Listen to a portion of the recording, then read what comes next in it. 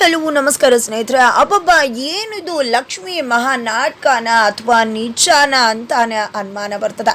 Finally ಇಲ್ಲಿ ಅತ್ತೆ ಸೊಸೆ ನಡುವೆ ಗುದ್ದಾಟ ನಡೀತಾ ಇದೆ. ಈ ಒಂದು ಹಗ್ಗ ಜಗ್ಗಾಟದಲ್ಲಿ ಫೈನಲಿ ಲಕ್ಷ್ಮಿ ಪ್ರಜ್ಞೆ ತಪ್ಪೇ ಹೋಗಿದ್ದಾಳೆ. ಮನೆಯವ್ರು ಎಲ್ಲರನ್ನ ಕೂಡ ಕಾವೇರಿ ಎದುರು ಹಾಕೊಂಡ್ಬಿಟ್ರು. ಹಾಗಾದ್ರೆ ಆಗತ್ತೇನು, ಆಗ್ತಿರುವುದೇನು ತಿಳ್ಕೊಬೇಕು ಅಂದರೆ ಈಗಲೇ ನಮ್ಮ ಈ ಚಾನಲ್ನ ಸಬ್ಸ್ಕ್ರೈಬ್ ಮಾಡಿ, ಹಾಗೆ ಈ ಒಂದು ವಿಡಿಯೋವನ್ನು ಪೂರ್ತಿಯಾಗಿ ನೋಡಿ. ಇಲ್ಲಿ ಲಕ್ಷ್ಮಿ ಮೈ ಮೇಲೆ ದವ್ವ ಬಂದಿದೆ ಅಂತ ಹೇಳಿ ಇಲ್ಲಿ ಗಂಗಕ್ಕ ಎಲ್ರಿಗೂ ಕೂಡ ಹೇಳ್ತಾ ಇದ್ರೆ ಯಾರೊಬ್ಬರು ಕೂಡ ನಂಬೋಕೆ ರೆಡಿ ಇಲ್ಲ.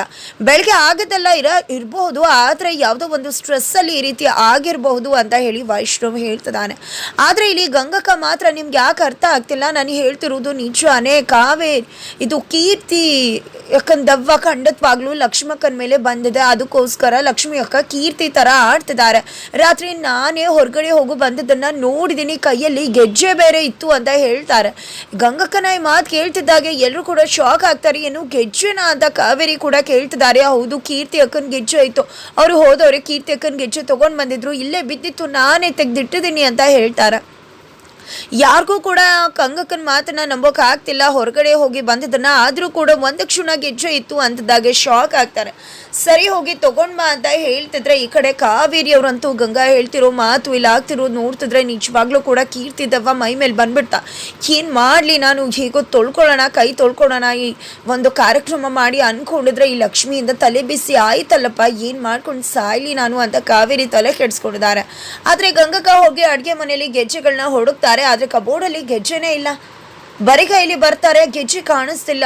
ಲಕ್ಷ್ಮಕ್ಕನೇ ತಗೊಂಡು ಹೋಗಿರ್ಬೇಕು. ಕೀರ್ತಿ ಅಕ್ಕ ದೆವ್ವ ಮೈ ಮೇಲೆ ಬಂದ್ಮೇಲೆ ಅಂತಿದ್ರೆ ಏನೂ ಇಲ್ಲ, ಎಂತೂ ಇಲ್ಲ, ಸುಮ್ಮನೆ ವಿನಾಕಾರಣ ಕನ್ಸಲ್ಲಿ ಕಂಡಿದ್ದನ್ನೆಲ್ಲ ನಿಜ ಅಂತ ಏನೇನೋ ಬಡಬಾಯ್ಡ ಹಾಯಿಸ್ತಿದ್ದಾಳೆ.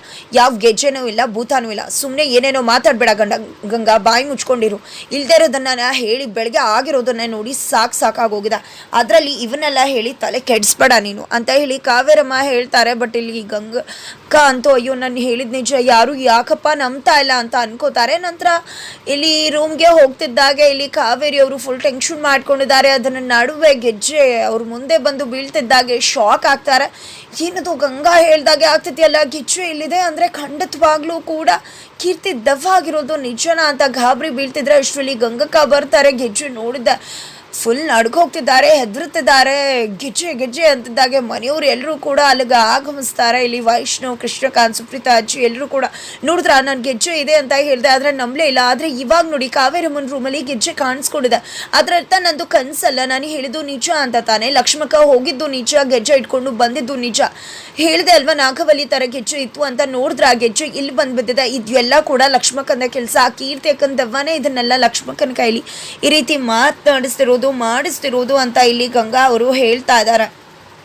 ಆದರೆ ಇಲ್ಲಿ ವೈಷ್ಣವ್ ಮಾತ್ರ ಸುಮ್ಮನೆ ಏನೋ ಮಾತಾಡಬೇಡಿ, ಏನೋ ಗೆಜ್ಜೆ ಇಲ್ಲಿ ಬಂದಿರ್ಬೋದು, ಸ್ಟ್ರೆಸ್ ಆಗಿರ್ಬೋದು, ಹೋಗಿದೆ ತೆಗೆದುಕೊಂಡು ಕೂಡ ಬಂದಿರ್ಬೋದು, ಸುಮ್ಮನೆ ಅದಕ್ಕೆಲ್ಲ ದೆವ್ವ ಭೂತ ಅಂತ ಏನೇನೋ ಹೇಳಬೇಡಿ, ಸುಮ್ಮನೆ ಇರಿ ಅಂತ ಹೇಳ್ತಿದ್ದಾರೆ. ಯಾಕೆ ನೀವು ಅರ್ಥ ಆಗ್ತಿಲ್ಲ, ನಮ್ಮೂರಲ್ಲಿ ನಾನು ಫಿಲಿಮಲ್ಲೆಲ್ಲ ಎಂಥ ದೆವ್ವದ ಕತೆ ಎಲ್ಲ ನೋಡಿಲ್ಲ. ಖಂಡಿತ ದೆವ್ವಗಳು ಇದೇ ರೀತಿ ಕಾಟ ಕೊಡೋದು. ಖಂಡಿತ ನಮಗೆ ದೆವ್ವ ಖಂಡಿತ ಬಿಡೋದಿಲ್ಲ, ನಮಗೆಲ್ರಿಗೂ ಕೂಡ ಕಾಟ ಕೊಟ್ಟೆ ಕಡುತ್ತೆ. ಕೀರ್ತಿ ಅಕ್ಕನ ದೆವ್ವ ಖಂಡಿತ ನಮಗೆಲ್ಲ ಡಿಸ್ಟರ್ಬ್ ಮಾಡುತ್ತೆ ಅಂತ ಗಂಗಕ್ಕ ಹೆದರ್ಕೋತಿದ್ದಾರೆ. ಜೊತೆಗೆ ದೆವ್ವಗಳು ಯಾವತ್ತೂ ಕೂಡ ಅವ್ರಿಗೆ ಯಾರಿಗಾಗಲ್ವೋ ಅವ್ರಿಗೆ ಜಾಸ್ತಿ ಕಾಟ ಕೊಡೋದಂತ.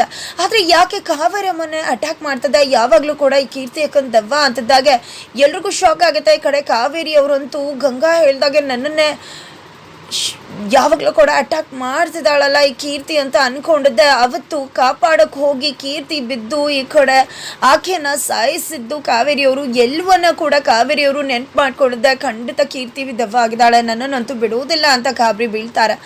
ತದನಂತರ ಎಲ್ಲರನ್ನ ಕೂಡ ಹೊರಡಿ ಸುಮ್ಮನೆ ಏನೇನೋ ಮಾತನಾಡಬೇಡಿ ಅಂತ ಹೇಳ್ತಿದ್ದಾರೆ. ಜೊತೆಗೆ ಈ ವಿಷಯ ಯಾವುದನ್ನು ಕೂಡ ಲಕ್ಷ್ಮಿ ಮುಂದೆ ಡಿಸ್ಕಸ್ ಮಾಡುವುದು ಬೇಡ, ಖಂಡಿತ ಅವಳು ಡಿಸ್ಟರ್ಬ್ ಆಗ್ತಾಳೆ, ಈಗ ಆಲ್ರೆಡಿ ಸ್ಟ್ರೆಸ್ಸಲ್ಲಿದ್ದಾಳೆ, ಮತ್ತೆ ಈ ವಿಷಯ ಎಲ್ಲ ಮಾತಾಡಿದ್ರೆ ಮತ್ತೆ ಬೇರೆ ಏನೂ ಆಗಬಹುದು, ಬೇಡ ಅಂತ ಹೇಳಿ ಸುಪ್ರೀತಾ ಅವರು ಎಲ್ರಿಗೂ ಕೂಡ ಹೇಳ್ತಾರೆ.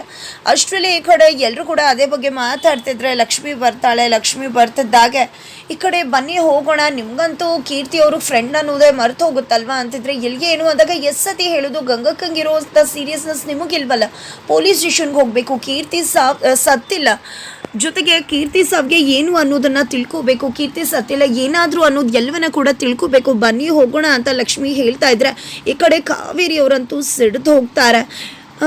ಎಲ್ಲಿಗೆ ಹೋಗ್ತಾ ಇದೆಯಾ ನೀನು, ರಾತ್ರಿ ಎಲ್ಲಿ ಹೋಗಿದ್ದೆ ನೀನು ಅಂತಿದ್ದಾಗೆ ಈ ಅತ್ತಿಗೆಗೆ ಎಷ್ಟು ಹೇಳಿದ್ರು ಕೂಡ ಮಾಡಬೇಡ ಅನ್ನೋದನ್ನೇ ಮಾಡ್ತಾರಲ್ಲ ಅಂತ ಅನ್ಕೋತಿದ್ದಾರೆ. ಈ ಕಡೆ ವೈಷ್ಣವಮ್ಮ ಏನು ಮಾಡ್ತಿದ್ಯಾ ಅಂದಾಗ ನೀನು ಸುಮ್ಮನಿರು ಪುಟ್ಟ ಅಂತ ಹೇಳಿ ಎಲ್ಲಿಗೆ ಹೋಗಿದ್ದ ಲಕ್ಷ್ಮಿ ನೀನು ರಾತ್ರಿ, ಆ ಗೆಜ್ಜೆ ಹೇಗೆ ಬಂತು, ಎಲ್ಲಿಂದ ಬಂದೆ ನೀನು, ಏನು ಮಾಡ್ತಿದ್ಯಾ ನೀನು, ಹೇಳು ಹೇಳು ಅಂತ ಹೇಳ್ತಿದ್ದಾರೆ. ಏನು ಮಾತಾಡ್ತಿದ್ರ ಅಂತ, ನಾನು ಎಲ್ಲೂ ಹೋಗಿದ್ದೆ ಏನು, ನಾನು ಯಾಕೆ ಎಲ್ಲೆಲ್ಲೋ ಹೋಗಲಿ ಅಂತ ಹೇಳ್ತಿದ್ರೆ, ಯಾಕೆ ಗಂಗಾ ಹೇಳಲಿಲ್ವಾ, ಗಂಗಾ ಹೇಳಿದ ಮಾತು ಸುಳ್ಳ, ರಾತ್ರಿ ಹೋಗಿ ಹಾಗೆ ವಾಪಸ್ ಬಂದಿಯಂತೆ, ಕಾಲ್ಗೆಲ್ಲ ಕೆಸರು ಮೆತ್ಕೊಂಡಿತ್ತಂತೆ, ಎಲ್ಲಿಗೆ ಹೋಗಿದೆ ನೀನು, ನನಗೆ ಇವತ್ತು ಗೊತ್ತಾಗಲೇಬೇಕು ಅಂತಿದ್ರೆ. ಈ ಕಡೆ ಲಕ್ಷ್ಮಿ ಏನಾಗಿದೆ, ನಿಜವಾಗ್ಲೂ ಕೂಡ ನನಗೇನೋ ಆಗಿದೆ ಅನ್ನಿಸ್ತದೆ, ಬೆಳಿಗ್ಗೆ ಕೂಡ ನಾನು ಹೇಗೇಗೋ ನಡ್ಕೊಂಡೆ, ಇವಾಗ ಕೂಡ ಇಷ್ಟೆಲ್ಲ ಆಗ್ತದೆ, ನಿಜವಾಗ್ಲೂ ವೈಷ್ಣವರ ನನಗೇನೋ ಆಗಿದೆ ಅಲ್ವಾ ಅಂತ ಹೇಳಿ ಅದು ಆಪ್ತಮಿತ್ರ ಮೂವಿನಲ್ಲಿ ಹೇಗೆ ಸೌಂದರ್ಯ ಅವರು ಬಿಹೇವ್ ಮಾಡ್ತಿದ್ರು ಹಾಗೆ ಲಕ್ಷ್ಮಿ ಕೂಡ ವೈಷ್ಣವ್ನ ಕೇಳ್ತಿದ್ರೆ. ಈ ಕಡೆ ವೈಷ್ಣವ್ ಏನೂ ಇಲ್ಲ ಲಕ್ಷ್ಮಿ ಅವರೇ, ನಿಮ್ಗೆ ಏನೂ ಆಗಲ್ಲ, ಸುಮ್ಮನಿರಿ, ಆರಾಮಾಗಿರಿ ಅಂತ ಹೇಳ್ತಿದ್ದಾರೆ. ಅಮ್ಮ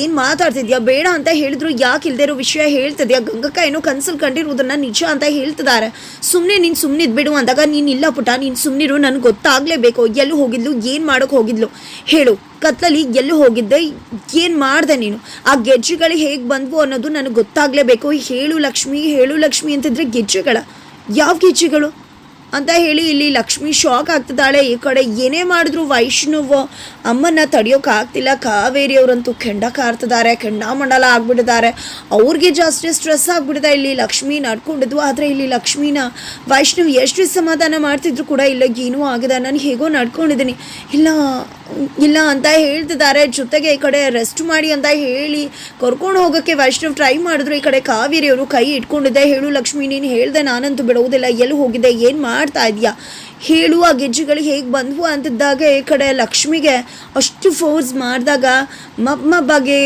ಬ್ಲರ್ ಆಗಿ ನೆನಪಾಗ್ತದೆ. ಈ ಕಡೆ ರಾತ್ರಿ ಎಚ್ಚರ ಆಗಿದ್ದು ತಕ್ಷಣಕ್ಕೆ, ಅದೇ ರಾತ್ರಿಯಲ್ಲಿ ಸರಿ ಹೊತ್ತಲ್ಲಿ ಕೀರ್ತಿ ಮನೆಗೆ ಹೋಗಿ ಡೈರಿ ಓದಿದ್ದು, ಅಲ್ಲೇ ಗೆಜ್ಜೆ ತೊಗೊಂಡಿದ್ದು, ಹಾಕ್ಕೊಂಡಿದ್ದು, ಡ್ಯಾನ್ಸ್ ಮಾಡಿದ್ದು, ಮತ್ತೆ ವಾಪಸ್ ಬಂದಿದ್ದು ಪ್ರತಿಯೊಂದು ಕೂಡ ನೆನಪಾಗ್ಬಿಡುತ್ತೆ. ಹಾಗೆ ಆ ಒಂದು ಸ್ಟ್ರೆಸ್ಸನ್ನು ತೊಡ್ಕೊಳಕ್ಕಾಗದೆ ಹಾಗೆ ಕುಸ್ತು ಹೋಗಿ ಬಿದ್ದುಬಿಡ್ತಾಳೆ.